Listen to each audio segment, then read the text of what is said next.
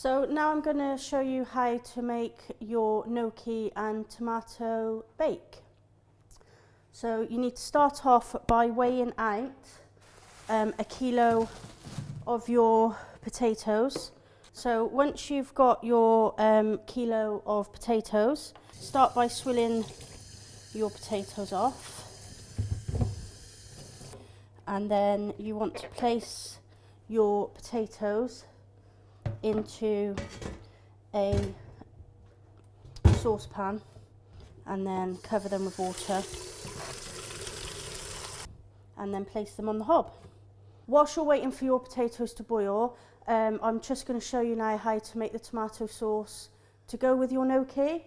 So you're going to need a saucepan, an onion, some garlic, pepper, mixed herbs, a vegetable stock, puree and passata. If you start by adding about a tablespoon of oil to your saucepan, add your chopped onion, and then you want to add some garlic. So you just need to peel some of your skin off to try and expose the cloves underneath. And you want quite a decent sized clove. If you've got really small cloves, then you can put 2 cloves of garlic in. You just get a knife, place it over the top of your garlic and give it a good old tap with your hand, and then just peel the skin off. And then get your knife and just finely slice it, and then just keep going over until you've got a fine dice. If at home you've got a garlic crusher, then obviously you can use the crusher instead. If you put your onion and garlic on the hob and just fry that off until the onion caramelizes. So whilst your onion and garlic are frying, if you want to prepare your pepper, if you just take the top off, chop the pepper in half and remove the seeds, and then slice your pepper lengthways. And then because it's going in a sauce, you don't want it too chunky, so if you just do some smallish chunks. And then once you've got your pepper all diced, you put it in a bowl and just set that aside ready for when your onion and garlic are cooked. So now your onion and garlic have caramelised, you need to add your peppers. So to your saucepan, if you add 2 teaspoons of mixed herbs, give that a stir. And then you want to add your carton of passata and a tablespoon of tomato puree. And then once you've added your tomato puree, if you want to get your stock cube and just crumble it into your sauce, and then give it a good stir. And then you just leave your sauce on a really low heat just to simmer through. So the sauce has been on for about 10 minutes now, and I've just checked it and it's looking quite thick. So I'm going to add the other carton of passata to the saucepan.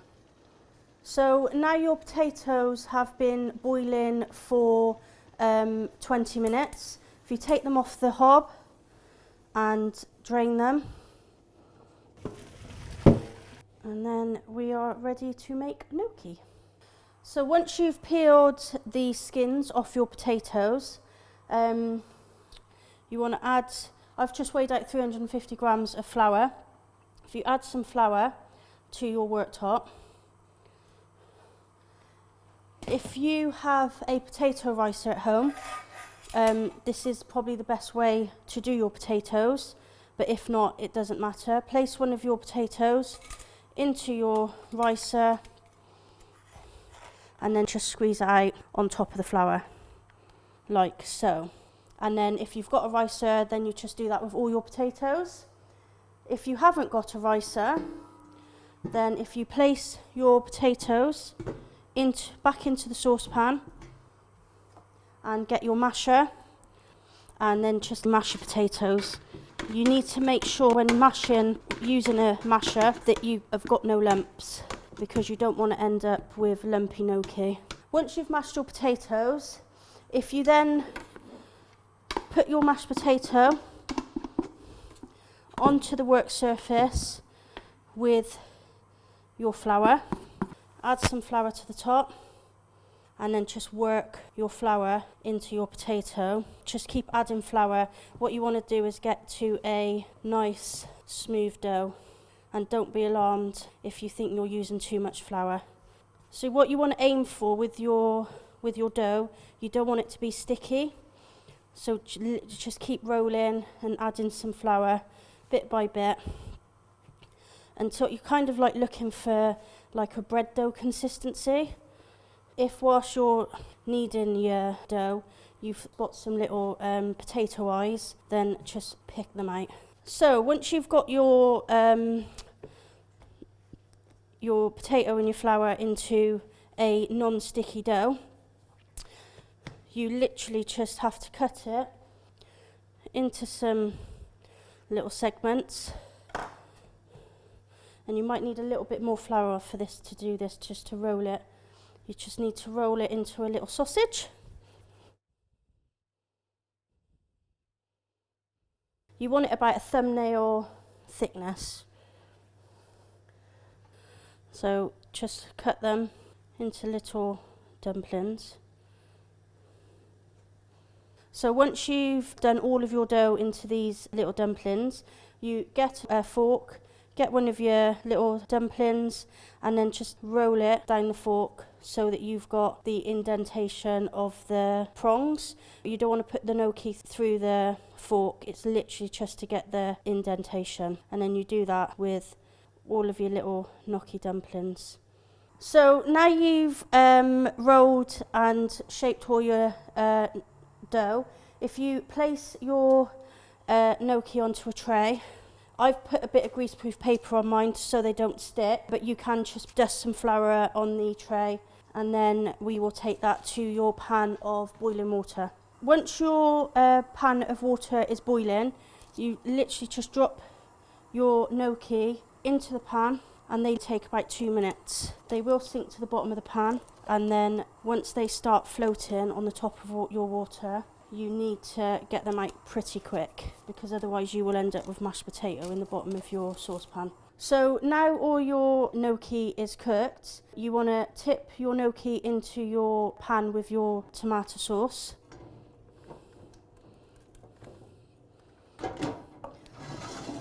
And just give it a mix round. You don't want to be too heavy-handed when you mix the gnocchi in, otherwise they will fall apart. And then just try and get them coated as much as possible. Then if you just pour that into an oven-proof dish. So in your pack you will have a packet of mozzarella. Now if you just put a little slit in your bag and then drain that over the sink, because there's water in there.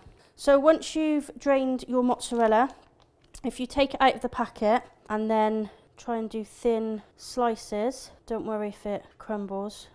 And then you just want to place your mozzarella on the top. So once you've put all your mozzarella on top of your gnocchi, you just want to pop that into a preheated oven of, I've got it on 200, which is like gas Mach 6. And you literally only need it in there for about 5-10 minutes until your cheese is bubbling on the top. So your gnocchi would have been in for about 10 minutes now, so I'm just going to check it.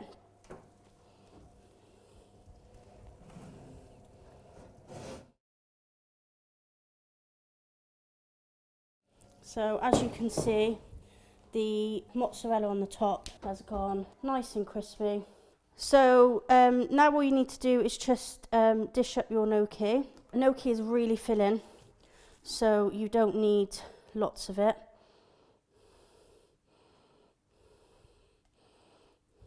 So obviously if you want to add a salad to your gnocchi, then you are more than welcome to. There you have your gnocchi and tomato bake.